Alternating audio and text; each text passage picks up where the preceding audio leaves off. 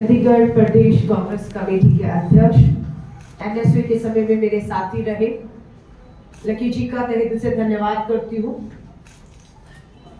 मैं धन्यवाद करती हूँ मेरे साथ महिला कांग्रेस के अध्यक्ष दीपा जी का कि आज की इस प्रेस वार्ता में आप मेरे साथ शामिल हैं और पत्रकार साथियों का भी। देश में इस समय चंडीगढ़ लोकतंत्र की हत्या का केंद्र और सबसे बड़ा उदाहरण बन चुका है। जब बार बार हम बोलते रहे कि लोकतंत्र की हत्या हो रही है, सरेआम हत्या हो रही है, लेकिन किसी ने विश्वास नहीं किया। सुप्रीम कोर्ट की सख्त टिप्पणियों के बाद पूरे देश में हलचल शुरू हुई। तस्वीरें, वीडियोग्राफी, किस तरीके से नगर निगम के चुनाव में एक मेयर पद छोटा पद नहीं होता है, लेकिन आप देख लीजिए कि किस तरीके से सरेआम धांधली करते हुए एक अधिकारी जो भाजपा से जुड़ा हुआ है वो देखा गया है। धन्यवाद करते हैं सुप्रीम कोर्ट का।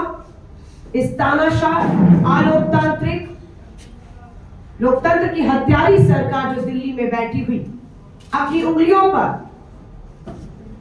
चंडीगढ़ के नगर निगम को नचाना चाह रही थी, वो बेनकाब हुए हैं। उम्मीद थी कि सबक लिया होगा, लेकिन सबक नहीं लिया। मैं आज 7 फरवरी को आपसे जब बात कर रही हूँ, उस दौरान जब चंडीगढ़ का पूरा घटनाक्रम पूरे देश में एक चर्चा का विषय बना हुआ है, ठीक उसी समय, शायद इस समय पर या कुछ समय के अंदर प्रधानमंत्री आवास में एक और मीटिंग होने जा रही है। फैसला होने जा रहा है कि देश का मुख्य चुनाव आयुक्त कौन होगा। ये प्रधानमंत्री आवास के बंद कमरों में तानाशाही तरीकों से बहुमत के दम पर फैसला आज होने जा रहा है। देश पूछ रहा है कि 5 जजेस की बेंच का फैसला था। देश को 140 करोड़ की आबादी और उसमें कम से कम 100 करोड़ के अधिक मतदाताओं को कोई आपत्ति नहीं थी। फैसला आया 5 जजेस की बेंच का कि चुनाव आयुक्त और 2 सदस्यों की नियुक्ति बंद कमरों में अब अकेले सरकार नहीं करेगी, एक पैनल करेगा। उस पैनल में देश के प्रधानमंत्री होंगे, उस पैनल में नेता विपक्ष होंगे और उस पैनल में तीसरा शख्स मुख्य न्यायाधीश चीफ जस्टिस ऑफ इंडिया होगा। क्या किया? 145 सांसदों को आजादी के 75 साल में पहली बार हुआ कि लोकतंत्र की हत्या होते देखा। 150 सांसदों को एक ही बार में संसद से सस्पेंड कर दिया गया और उसके बाद ये बिल आता है, अध्यादेश और बिल आता है जो 5 जजेस की बेंच के फैसले को पलट देता है कि चुनाव आयुक्त की नियुक्ति और सदस्यों की नियुक्ति में अब मुख्य न्यायाधीश नहीं होंगे। वो मुख्य न्यायाधीश जिसमें पूरे देश की न्याय की उम्मीदें टिकी हुई है, सर्वोच्च पद पे बैठा, उसे पर केंद्र सरकार को भरोसा नहीं, या उन्हें ये लग रहा था कि जो खेल 2024 के लोकसभा चुनावों में जो खेलना चाहते हैं अपने मोहरों को बिठाकर, चाहे वो चंडीगढ़ का मेयर का चुनाव हो या आने वाला देश का चुनाव हो, वो अपने मोहरों को बिठाएंगे तभी कामयाब होंगे। इसीलिए उन्होंने मुख्य न्यायाधीश की 5 बेंचेस के फैसले को पलटा, मुख्य न्यायाधीश को बाहर कर दिया और आज उसी बैठक को प्रधानमंत्री आवास में हो रही है। मुख्य चुनाव आयुक्त कौन होगा इसका फैसला लिया जा रहा है बंद कमरे में। 24 से पहले देश जानना चाहता है कि क्या इस लोकतंत्र में सबसे पुरानी पार्टी, 138 साल पुरानी पार्टी, सबसे बड़ी पार्टी भारतीय राष्ट्रीय कांग्रेस और इंडिया अलायंस के हमारे लगभग 26 जो दल है, पिछले 5 महीनों से मुख्य चुनाव आयुक्त से लिखित में बार बार मिलने का समय मांग रहे हैं। ये लोकतंत्र में सवाल उठता है कि क्या दबाव है, क्या कारण है कि मुख्य चुनाव आयुक्त 2024 के चुनाव जो सर पर खड़े हैं, मुख्य विपक्षी पार्टियां मिलना चाहती हैं। कुछ सवाल है लोकतंत्र के, उसे पूछना चाहती है, उसके जवाब चाहती है। क्या कारण है कि मुख्य चुनाव आयुक्त दबाव में है कि वो 5 महीने से मिलने का समय नहीं देते हैं। तो ये खेल, ये लोकतंत्र की हत्या संविधान की हत्या। इसी को लेकर आज हमारे नेता श्री राहुल गांधी जी ने पहले 4000 किलोमीटर कन्याकुमारी से कश्मीर तक भारत जोड़ो यात्रा। धन्यवाद करते हैं उन सभी राज्यों को जहां से ये 4000 किलोमीटर यात्रा गुजरी। हम कामयाब हुए अपने मकसद में, देश को एक रखने में, और कामयाबी के लिए उन सभी राज्यों का धन्यवाद। मांग उठी कि राहुल जी दक्षिण से उत्तर के बाद पूर्व से पश्चिम की यात्रा करें। कांग्रेस वर्किंग कमेटी में प्रस्ताव आया, अध्यक्ष जी ने रखा कि कार्यकर्ता और लोग चाहते हैं कि आप एक और यात्रा करें, और उसे स्वीकारा। और 14 जनवरी को पूर्व से पश्चिम की यात्रा मणिपुर से मुंबई की 6713 किलोमीटर की यात्रा राहुल जी शुरू कर चुके हैं। आज 24 दिन होने हो गए। इस समय उड़ीसा में है वो यात्रा, और हम इस यात्रा को पूरा विश्वास है मजबूती से पूरा करेंगे, क्योंकि इस यात्रा का नाम है भारत जोड़ो न्याय यात्रा। लोगों ने कहा पहले भारत जोड़ो यात्रा, भारत जोड़ो न्याय यात्रा, ये यात्रा कब तक? राहुल जी का जवाब था न्याय का हक मिलने तक। अब सवाल उठता है न्याय चाहिए किसे? किसके साथ इस देश में अन्याय हो रहा है? इसी के तहत महिला कांग्रेस की राष्ट्रीय अध्यक्ष होने के नाते आज मेरा 3 दिवसीय दौरा है। आज चंडीगढ़ में चंडीगढ़ प्रदेश हमारा जो है की मीटिंग हम कर रहे हैं। कल पंजाब कांग्रेस कमेटी के अध्यक्ष के साथ पंजाब को लेकर चर्चा और मुद्दों पर प्रेस कॉन्फ्रेंस, और हमारी स्टेट एग्जीक्यूटिव मीटिंग और नारी न्याय सम्मेलन जो आज यहाँ चंडीगढ़ में, कल पंजाब में भी होगा, परसों हरियाणा का होगा, हिमाचल के बाद लखनऊ में जा रही हूँ जहां पर भारत जोड़ो न्याय यात्रा पहुंचेगी। अब बात है कि न्याय किसे चाहिए? ये 10,000 किलोमीटर की यात्रा राहुल जी किसे न्याय दिलाने के लिए कर रहे हैं? ये पोस्टर आपके सामने लेकर आए। इस पोस्टर के केंद्र में देश के प्रधानमंत्री माननीय नरेंद्र मोदी जी है, और जिस शख्स के साथ प्रधानमंत्री नरेंद्र मोदी जी हैं वो कोई और नहीं, प्रधानमंत्री जी के संसदीय क्षेत्र वाराणसी के बीएचयू में पढ़ने वाली आईटी की छात्रा के सामूहिक बलात्कारी है, जिसकी प्रधानमंत्री जी के साथ ये तस्वीर है। तीनों भाजपा के सेल से जुड़े हुए बड़े नेता हैं, प्रधानमंत्री तक इन्हें समय देते हैं, इनसे निजी वार्ता करते हैं। ये है कुलदीप सिंह सेंगर। गंभीर यौन उत्पीड़न के आरोप साक्षी मलिक, विनेश फोगाट ने लगाए। आप कहते हैं संवैधानिक संस्थाओं पर दबाव नहीं है, लेकिन 6 महीने पुलिस ने, दिल्ली पुलिस ने गृह मंत्रालय के दबाव में भाजपा के सांसद के खिलाफ एफआईआर नहीं होने दी। हम धन्यवाद करते हैं सुप्रीम कोर्ट ने फटकार लगाई दिल्ली पुलिस को कि कार्रवाई करिए, और तब जाकर ब्रजभूषण शरण भाजपा के सांसद के खिलाफ गंभीर यौन उत्पीड़न में एफआईआर होती है। लेकिन कार्रवाई गिरफ्तार हुए ब्रजभूषण शरण, चार्जशीट दाखिल हो चुकी है। प्रधानमंत्री जी बेटी बचाओ का नारा देते खुद और इनके विधायक, इनके सांसद अपराधियों को बचाने लग गए। हम विनेश फोगाट को बधाई देते हैं, अभी फिर उसने स्वर्ण पदक पहलवानी में जीता। लड़ रही हैं हमारी बेटियां। संदीप सिंह हरियाणा सरकार में भाजपा के मंत्री हैं, ये सांसद है तो ये मंत्री है। यौन उत्पीड़न के गंभीर आरोप एक कोच ने इन पे लगाए। एफआईआर क्या मंत्री से हटाए गए, भाजपा से निकाले गए? क्या हरियाणा पुलिस काम कर रही है या वो भी दबाव में? ये माननीय कुलदीप सिंह सेंगर उत्तर प्रदेश से भाजपा के विधायक है, पार्टी से निकाले नहीं गए। नाबालिग बेटी के बलात्कार के दोषी है, उम्र कैद की सजा काट रहे हैं। ये राम दुलारे गौर है जो पिछले महीने नाबालिग बेटी के बलात्कार के दोषी करार दिए गए, उम्र कैद हुई है। ये भी भाजपा के अभी तक सम्मानित सदस्य हैं। चिन्मयानंद, कन्हैयालाल मिश्रा, ये सभी लोग भाजपा के विधायक हैं, सांसद हैं, मंत्री हैं और केंद्र में प्रधानमंत्री। अब राहुल गांधी जी की लड़ाई जो न्याय, जो हमारा पोस्टर भी कल हमारी महिला कांग्रेस ने जारी किया देश भर में, नारी न्याय है तैयार हम। इन बेटियों की लड़ाई लड़ने को, इन्हें न्याय दिलाने के लिए हम पूरी तरह से तैयार हैं। हमारे नेता इन बेटियों को न्याय का हक मिलने तक उनकी ये यात्राएं करें, हमारी ये लड़ाई करें, लोकतंत्र में हमारी आवाजें उठती रहेंगी और हम इस लड़ाई को पूरे दम से लड़ेंगे। आदि आबादी का हक,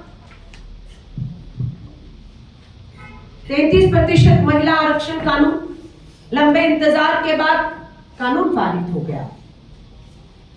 लेकिन क्या कारण है कि 2024 के चुनाव में देश में 180 बहनें चुनाव लड़कर, जीतकर, देश की संसद पहुंचकर देश के विकास में भागीदारी ही ना निभाती, उसके साथ साथ आदि आबादी को ताकत देने का काम करती, उससे वंचित रखने का काम केंद्र की सरकार ने किया। झुंझुना पकड़ा दिया, कानून बन गया है, लेकिन उसका फायदा, उसका लाभ नहीं उठा सकते। यह अन्याय है। इसी अन्याय के खिलाफ महिला कांग्रेस लड़ाई लड़ेगा। इंडिया अलायंस और राहुल गांधी जी ने, कांग्रेस ने विश्वास दिलाया है कि 24 में इंडिया अलायंस और कांग्रेस की सरकार बनते ही जिन राज्यों में विधानसभा चुनाव है 24 में, जिसमें हरियाणा, महाराष्ट्र, अरुणाचल प्रदेश और बिल्कुल 25 की शुरू में दिल्ली विधानसभा है, कांग्रेस और इंडिया अलायंस की सरकार बनते ही 24 के अंदर ही ये पहली विधानसभाएं होंगी जहां पर 33% आरक्षण के तहत आरक्षित सीटों पर बहनें लड़ेंगी और विधायक बनेगी और शुरुआत 24 से ही हो जाएगी। ये हमारा विश्वास और वादा है। अन्याय की बात करें, किसके साथ अन्याय हुआ है कि भारत जोड़ो न्याय यात्रा हो रही है। किसान दिल्ली की दहलीज पे एक बार फिर 14 तारीख को पहुंच रहा, पूछना चाहते हैं 10 साल की केंद्र सरकार से वायदा था 22 में किसान की आय दुगनी होगी, आय दुगनी नहीं हुई है। न्यूनतम समर्थन मूल्य कानून आएगा, कानून नहीं मिला है। कर्ज माफ होगा, कर्ज माफ नहीं हुआ है। आत्महत्याएं बंद नहीं हुई है। आज किसान वापस एक बार दिल्ली की दहलीज पर पहुंच रहा है। इस सरकार के 10 साल के अन्याय के खिलाफ कांग्रेस अपने देश के अन्नदाता और किसान के साथ खड़ी और मांग करती है उनके कर्ज माफ हो, उनको न्यूनतम समर्थन मूल्य कानून दिया जाए, उनकी आय दुगने का वायदा था। ये सब के लिए आज राहुल जी के जो 5 मुद्दों को लेकर यात्रा है, युवा न्याय, भागीदारी न्याय, नारी न्याय, कृषि न्याय, श्रमिक न्याय। आज अगर युवा न्याय की बात करूं, 1.5 लाख युवा, 1,50,000 युवा मां भारती की सेवा के लिए, सरहदों की रक्षा के लिए सर पर कफन बांधकर सारी ट्रेनिंग, सारे इम्तिहान पास करके सिर्फ भर्ती के इंतजार में बैठा था। आज वही 1.5 लाख युवा दिल्ली के जंतर मंतर पर बैठा हुआ है। कल उपराष्ट्रपति जी से मिलने का समय मांगा, उपराष्ट्रपति जी ने मिलने का समय इन्हें नहीं दिया, उल्टा गिरफ्तार किया और इन्हें दिल्ली की अनेकों जेलों में, थानों में अरेस्ट करके बिठा दिया। क्या मांग है इनकी? और युवा न्याय में कांग्रेस, राहुल गांधी जी का बिल्कुल ये कहना है, अग्निपथ भर्ती ठेके की योजना को जो 4 साल के लिए, इसे तुरंत रद्द किया जाए। हम अग्निपथ भर्ती योजना के सख्त खिलाफ हैं, इसे रद्द होना चाहिए। पक्की भर्तियां सेना में जो थी वो बहाल होनी चाहिए। 1.5 लाख युवा जिनकी ट्रेनिंग हर कुछ पूरा था, सिर्फ भर्ती होनी थी, उन 1.5 लाख युवाओं को जो आंदोलित है दिल्ली की राजधानी में, उन्हें तुरंत भर्ती दिए जाना चाहिए। अग्निपथ भर्ती ने पंजाब का अमृतपाल, शहीद अमृतपाल 19 साल का अग्निपथ में भर्ती होती है। सरहद पे जवान हमारा खड़ा है, 19 साल का, शहीद हो गया। लेकिन क्या किया आपने? अन्याय किया, उससे शहीदी का दर्जा छीन लिया गया। वो शहीद हुआ लेकिन वो शहीद नहीं कहला रहा है, क्योंकि उसकी भर्ती ठेके पर अग्निपथ में की आपने। हम चाहते हैं कि शहीद के शहीदी का जो दर्जा है वो उन्हें मिलना चाहिए, चाहे अमृतपाल हो, चाहे कोई भी हो। जवान जब सेना में जाता है, शहीद होता है, तो उसका शव सफेद कफन में नहीं, तिरंगे में लिपट कर आता है। आपने अग्निपथ में उस शहीद से उसका मान, सम्मान, हक और अधिकार जो तिरंगे का था नसीब होने का कफन में, वो छीन लिया है। अमृतपाल का शव शहीद का सफेद कफन में आया था, तिरंगे में नहीं आया था। जो सेना का सम्मान होता है वो उसे नहीं मिला था। उसका शव भी सेना के एम्बुलेंस में नहीं, निजी एम्बुलेंस में भेजा गया और उसकी वसूली, उसका किराया, उसका पैसा बड़ी ही बेशर्मी से शहीद के परिवार से मांगा गया। देश के लोग शहीदों के इस अपमान को, सेना को कमजोर करने की इस अग्निपथ ठेके की नौकरी को कभी स्वीकार नहीं करेंगे, ना हम करेंगे। हम ये लड़ाई लड़ेंगे और मजबूर करेंगे कि जिस तरह से किसान आंदोलन में किसानों के सामने इस तानाशाह सरकार को हमने घुटने टिकाए हैं, ठीक उसी तरह युवा न्याय के तहत हम देश की किसान जो जवान हैं, सेना को कमजोर नहीं होने देंगे। हम इस तानाशाह सरकार को घुटनों पर लाएंगे और इस ठेके की नौकरी को वापस लेने पर मजबूर करेंगे। ये तो 24 का चुनाव दहलीज पर खड़ा है। इंडिया अलायंस कांग्रेस की सरकार बनते ही इसे हम रद्दी की टोकरी में फेंकेंगे। शहीद का शहीदी का सम्मान, कफन में तिरंगा और उसे जो भी उसके परिवार को भी उसकी जो हक अधिकार है पक्की भर्ती का, वो हम देने की बात करते हैं। ऐसे बहुत से मुद्दे हैं। कर्ज के नाम पर आप देखें, पूंजीपति मित्रों का कर्ज। अभी पार्लियामेंट में सवाल पूछा, मात्र 5 साल में 10 लाख करोड़ पूंजीपति मित्रों का माफ हुआ है, 10 लाख करोड़। और जब किसानों का पूछा गया तो कोई आंकड़ा, कोई जानकारी इनके पास नहीं है। देश के लोगों के साथ लगातार धोखा हो रहा है। जिस पेटीएम का प्रचार प्रधानमंत्री जी कर रहे थे, आज वो पेटीएम ही आरबीआई के निशाने पर आ चुका है और हर एक के मोबाइल पर पेटीएम, हर एक का पैसे का लेन देन है और प्रधानमंत्री जी उसके सबसे बड़े ब्रांड एम्बेसडर बने हुए थे। कोई देश में सवाल नहीं कर सकता है कि आज क्या ऐसा हो गया कि आरबीआई को सख्त कार्रवाई करके इसे बंद करना पड़ेगा। प्रधानमंत्री जी, आपकी कोई जवाबदेही है या नहीं? महंगाई हो, बेरोजगारी हो, किसान हो, जवान, यात्रा अरुणाचल प्रदेश मणिपुर से निकली। लद्दाख राहुल गांधी जी ने भारत जोड़ो यात्रा की अलग से। लद्दाख हो, अरुणाचल प्रदेश हो, देश की सीमाओं के भीतर चीन घुसकर अपना इंफ्रास्ट्रक्चर बना चुका है। सबूत सैटेलाइट से हमारी बहुत से सबूत हमारे सामने भी है। लेकिन प्रधानमंत्री जी की क्या मजबूरी है? क्यों चीन के सामने झुके हुए हैं? क्यों उन्हें बार बार क्लीन चिट देते हैं ये कह के कि ना कोई घुसा हुआ है, ना कोई घुसा हुआ था। 24 का चुनाव देश का चुनाव है। इसलिए ये जो मुद्दे हैं, चाहे बेरोजगार युवाओं का मुद्दा हो, किसानों का मुद्दा हो, सरहद पे खड़े हमारे जवानों का मुद्दा हो, हमारे श्रमिकों का मुद्दा हो, हमारी आधी आबादी के हक अधिकार और उनके साथ हो रहे अन्याय का बात हो, इन सभी मुद्दों को लेकर भारतीय राष्ट्रीय कांग्रेस और खासतौर से मैं इस आधी आबादी के लिए कहूंगी, मुझे बेशक 30 साल राजनीति में हो गए। एनएसयूआई से हम लोगों ने एक ही समय पर शुरुआत की थी। इस 30 साल के सफर में मुझे पिछले ही महीने अखिल भारतीय महिला कांग्रेस की राष्ट्रीय अध्यक्ष के पद पे जिम्मेदारी मिली और पिछले 22 दिनों में ये मेरा 12वां राज्य है। 7 राज्य और जा रहे हैं। 20 राज्यों में इस लड़ाई को लोकतंत्र की जो लगातार हत्या सत्ता में बैठे हुए लोग, ईडी, सीबीआई, इनकम टैक्स के दम पर कर रहे हैं, जिन्होंने भ्रष्टाचार किया है, जिनके सबूत भाजपा के पास हैं, जो डर रहे हैं, समझौते कर रहे हैं, जेल जाने से बचना इसलिए भाजपा में जा रहे हैं। इसके बहुत बड़े उदाहरण हैं। अजीत पवार हो, छगन भुजबल हो, नारायण राणे हो, हेमंत बिस्वा हो या हाल ही में नीतीश कुमार। लेकिन जीता जागता लोकतंत्र का उदाहरण झारखंड का भी है। हेमंत सोरेन की सरकार को गिराने का कोई कसर नहीं इन्होंने छोड़ी। जिस दिन सरकार गिराई जा रही थी उस समय रांची झारखंड में बैठी हुई वो लोकतंत्र की हत्या होते हुए वो तमाशा देख रहे थे। लेकिन 48 विधायक, 81 में से 48 विधायक एक लाइन में, एक सुर में खड़े थे कि ईडी के दबाव के बावजूद भी जेल जाने से डरेंगे नहीं, लड़ेंगे लोकतंत्र में इस लड़ाई को। और सलाम करते हैं झारखंड मुक्ति मोर्चा के पूर्व मुख्यमंत्री, अब मैं कहूंगी हेमंत सोरेन जी को, कांग्रेस और राहुल गांधी की ताकत से खड़े रहे।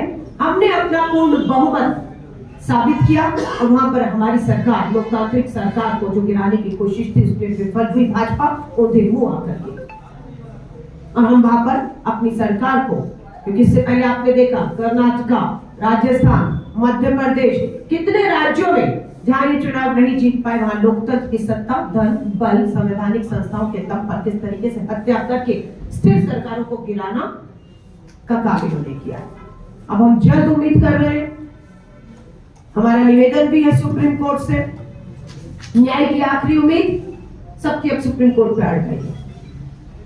हमें पूरी उम्मीद है आने वाले कुछ दिनों में ही हम यहाँ पर मेयर का चुनाव दोबारा होते हुए देखेंगे। स्वाभाविक है, इंडिया अलायंस, आम आदमी पार्टी और कांग्रेस के सहयोग से यहाँ पर इंडिया का अलायंस का मेयर होगा और जिस दिन वो शपथ लेगा ये दूसरा जोरदार तमाचा भाजपा के मुंह पर होगा कि आप जितनी मर्जी कोशिश कर लीजिए लोकतांत्रिक सरकारों को गिराने की या इस तरह से हेरा फेरिया करके खुलेआम चीरहरण करने की, देश के लोग देख रहे हैं, कतई बर्दाश्त नहीं करेंगे और इस लड़ाई को भारतीय राष्ट्रीय कांग्रेस आगे रहकर लड़ेगी। हम लड़ रहे हैं और हम जीतेंगे 24 का चुनाव, ये पूरा विश्वास है, क्योंकि लोग महंगाई से, बेरोजगारी से, अर्थव्यवस्था गिरी हुई है। इस समय रुपया 83 पहुंचा हुआ प्रति डॉलर। कितने देशों ने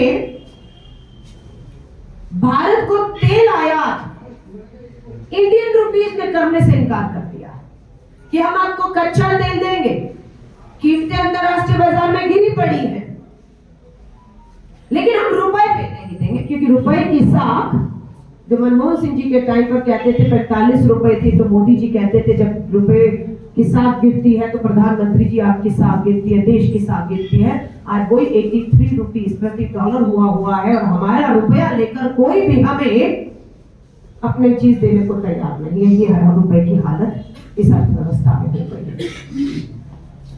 दावा किया है कि देश की हमारी वित्त मंत्री निर्मला सीतारमण जी ने बजट के दौरान कि देश में 21 करोड़ लोग इनके कार्यकाल में गरीबी रेखा से बाहर आ गए हैं और वही घोषणा करते हैं कि हम 80 करोड़ लोगों को सरकारी मुफ्त का राशन देंगे। जब आपने 20 करोड़ लोगों को गरीबी रेखा से ऊपर ले आए हैं तो गिनती आपकी आज भी 80 करोड़ पर क्यों अटकी पड़ी है? कि आज भी आप 80 करोड़ लोगों को मुफ्त के सरकारी राशन दें। आत्मनिर्भर भारत का नारा देने वाले आज भी 80 करोड़ लोगों को क्या मजबूरी है कि आप मुफ्त के सरकारी राशन पे निर्भर रखे हुए? क्योंकि सच्चाई ये है, आपके दावे कि महंगाई नहीं है, ये उसके दावों की पोल खोलते कि महंगाई है। ये आपके दावों की पोल खोलता है कि आप कहते हैं बेरोजगारी नहीं है, लेकिन आप जब कहते हैं 80 करोड़ लोगों को मुफ्त का सरकारी राशन देंगे तो ये फिर इस पे मोड़ लगाता है कि बेरोजगारी भी है और महंगाई भी है। बेटी बचाओ का नारा देने वाले, बात साक्षी मलिक की ही नहीं है। मणिपुर में आदिवासी बेटियों को पुलिस सुरक्षा के घेरे से बाहर घसीट कर लाया गया, नस्ल करके सामूहिक बलात्कार हुआ। डबल इंजन की सरकार चल रही है मणिपुर में। प्रधानमंत्री जी असम से लौट आते हैं रोड शो करके, क्या कारण है 8 महीने से डबल इंजन की सरकार के प्रधानमंत्री मणिपुर नहीं पहुंचते हैं? बेटियों को न्याय दिलाने के लिए फिर हम सुप्रीम कोर्ट का धन्यवाद करते हैं कि मणिपुर की आदिवासी बेटियों के लिए भी केंद्र सरकार को फटकार लगाने, कार्रवाई करने, नहीं तो खुद संज्ञान लेने की बात सुप्रीम कोर्ट को करनी पड़ती है। उत्तर प्रदेश के वाराणसी में प्रधानमंत्री जी के संसदीय क्षेत्र पे ना यहाँ की महिला सांसद है, लोकतंत्र की हत्या की सबसे बड़ी गवाह, साक्षी और भागीदारी रही। जब मेयर को कुर्सी पर बैठा रही थी, वो मेयर का चयन कैसे हुआ, वो सब प्रक्रिया में तस्वीरों में बड़े शान से, घमंड से यहाँ की सांसद, महिला सांसद दिख रही थी। माफी मांगनी चाहिए उन्हें, माफी मांगनी चाहिए स्मृति ईरानी को कि लोकतंत्र की हत्या हो या बेटियों के यौन उत्पीड़न या बलात्कार हो, आप महिला सांसद इस तमाशे की भागीदारी बनकर देख ही नहीं रही, आप उन्हें समर्थन भी दे रही हैं। शर्म आती है आपकी इन हरकतों पर। शर्मसार है देश की आधी आबादी, शर्मसार है किरण खेर जी आप पर, स्मृति ईरानी आप पर, कि आप सत्ता में हैं, सांसद हैं, सरकारें आपकी हैं हरियाणा में, दिल्ली में, और आप खामोश हैं बेटियों के साथ हो रहे अपराधों को लेकर। गुजरात यात्रा जाएगी जब पूर्व से पश्चिम से, मणिपुर की बात करती हूँ मैं, या साक्षी मलिक की हरियाणा में बात करती हूँ, या उत्तर प्रदेश के PHU की बात करती हूँ बेटी की, तो मैं आपको गुजरात की बिल्किस बानो भी, क्योंकि अकेली नहीं है, आदिवासी बेटियां भी हैं, साक्षी मलिक भी है, तो बिल्किस बानो भी है। ये आपके माध्यम से बताना चाहते हैं कि बेटी बचाओ का नारा देने वाले प्रधानमंत्री जी, जिस लाल किले से बेटी बचाओ का नारा दिया था 15 अगस्त 2022 को, उसी लाल किले की प्राचीर से नारा था आजादी का अमृत महोत्सव। ठीक उसी 15 अगस्त 2022 को गुजरात में बिल्किस बानो के 11 सामूहिक बलात्कारियों और हत्यारों को छोड़ने का काम केंद्र की और गुजरात की भाजपा सरकार ने किया। चुप रही ये महिला नेत्रियां, आवाज नहीं निकली इनकी, लेकिन फिर एक बार भारतीय राष्ट्रीय महिला कांग्रेस की अध्यक्ष होने के नाते आधी आबादी की ओर से सुप्रीम कोर्ट का इस बार फिर धन्यवाद करती हूं कि सुप्रीम कोर्ट में जब दोबारा इनकी रिहाई के खिलाफ अर्जी गई, सुप्रीम कोर्ट ने तुरंत फैसला सुनाया। भाजपा की सरकार गुजरात और केंद्र सरकार के फैसले को पलटा, 11 के 11 सामूहिक बलात्कारियों को तुरंत वापस जेल में डालने के आदेश दिए, और हम धन्यवाद करते हैं कि आज वो 11 के 11 बलात्कारी, पिछले महीने ही जो आदेश आया कि 4 हफ्ते में भेजना था, आनाकानियां हो रही थी, फिर भी पता लग रहा था कि गुजरात विधानसभा में कोई प्रस्ताव लाया जा रहा है, सुप्रीम कोर्ट के इस फैसले को पलटने का प्रयास है, लेकिन सुप्रीम कोर्ट ने ऐसा होने से पहले उन्हें जेल में ठूस दिया और इस तरह के किसी भी प्रस्ताव को मानने से मना कर दिया। तो मैं आप सभी साथियों से कहूंगी, पत्रकार साथियों से, कि देश के 2024 के लोकतंत्र के ज्वलंत मुद्दे, जिसको हमारे मल्लिकार्जुन खड़गे साहब का, एक तरफ राहुल गांधी जी भारत जोड़ो न्याय यात्रा कर रहे हैं, तो दूसरी तरफ मल्लिकार्जुन खड़गे साहब भी लगातार हमारे कार्यकर्ताओं को संबोधित कर रहे हैं, जिसके तहत 11 तारीख को वो पंजाब के लुधियाना में आ रहे हैं। तो मैं आप पत्रकार साथियों का बहुत बहुत धन्यवाद करती हूँ कि लोकतंत्र के इस चौथा स्तंभ जो मीडिया को कहा जाता है, इस लड़ाई से लोकतंत्र को बचाने की भारतीय राष्ट्रीय कांग्रेस राजनीतिक दलों की नहीं है। हमारी जुडिशरी, हमारा न्यायालय अपनी जिम्मेदारियों को समझता है। दबाव उन पर भी है, ये मैं नहीं कह रही। सुप्रीम कोर्ट के न्यायाधीश की टिप्पणी है कि निचली अदालतों में फैसलों को प्रभावित करने का दबाव है, ये मैं नहीं कह रही हूं। उत्तर प्रदेश की जिला अदालत की महिला जज ने आत्महत्या की है। अभी उत्तर प्रदेश में महिला जज आत्महत्या कर ली है, और दूसरी महिला जज ने आरोप लगाया है कि उसके सीनियर जिला अदालत की जज के साथ यौन उत्पीड़न कर रहे हैं। क्या खेल, क्या तमाशा है यहाँ पर, और कोई सुनवाई नहीं है। तो मैं पत्रकार साथियों को दोबारा कह रही हूँ कि आप लोकतंत्र का मजबूत चौथा स्तंभ है। 2024 के इन मुद्दों को आपने साथ दिया है, इसलिए किसान अपनी लड़ाई में जीता है, आंदोलन से कानून वापस लिया। उम्मीद करती हूँ आप इसी तरह साथ देते रहे। आपकी कलम लोकतंत्र के सच को लिखने से नहीं डरेगी, जिस तरह से फैसले सुप्रीम कोर्ट भी ले रहा है हर दबाव के बाद। पहले रविशंकर प्रसाद हटाए गए कानून मंत्री से, फिर किरण रिजिजू हटाए गए, क्योंकि साफ था सुप्रीम कोर्ट ने कि कानून मंत्री अपना काम करे, लेकिन कानून मंत्री सुप्रीम कोर्ट को समझा रहे थे